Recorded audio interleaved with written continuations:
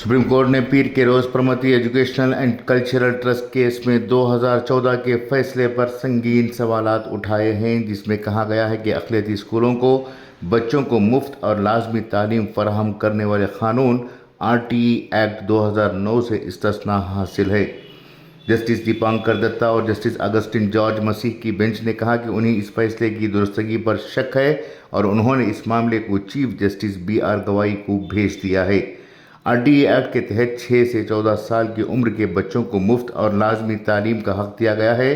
क़ानून में एक शक है कि प्राइवेट स्कूलों को कमज़ोर और पसमानदा तबकों के बच्चों के लिए 25% नशिस्तें रिज़र्व करनी होंगी, लेकिन 2014 में सुप्रीम कोर्ट ने प्रमति केस में कहा कि अक़लियती स्कूलों को इस शर्त से मुस्तस्ना रखा जाएगा।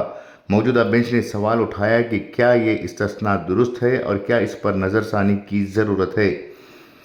बेंच ने कहा कि अगर RTE एक्ट अक़लियतों के हक़ूक़ की खिलाफ वर्जी करता है तो दफ़ा 30 पर प्रमति फैसले पर गौर करना चाहिए था कि सेक्शन 12(1)(c) को इस कम्युनिटी के कमज़ोर तबकों के बच्चों तक महदूद करके पढ़ाया जा सकता है।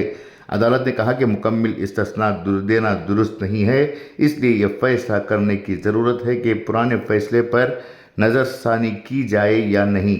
बेंच ने 4 अहम मामलों पर फैसला चीफ जस्टिस को भिजवा दिया है, जिसमें ये पूछा गया है कि क्या प्रमति फैसले पर दोबारा नज़रसानी की जाए, क्या सेक्शन 12(1)(c) अक़लियती स्कूलों में इनकी अपनी कम्युनिटी के कमज़ोर बच्चों तक महदूद हो सकता है।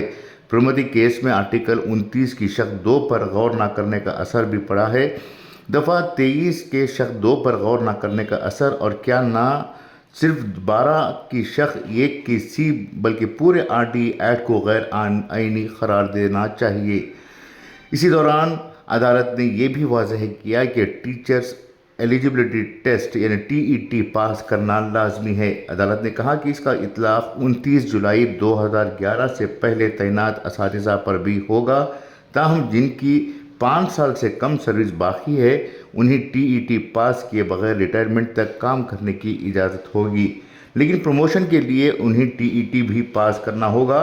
दूसरी तरफ जिन लोगों की 5 साल से ज़्यादा सर्विस बाकी है उन्हें 2 साल में TET पास करना होगा।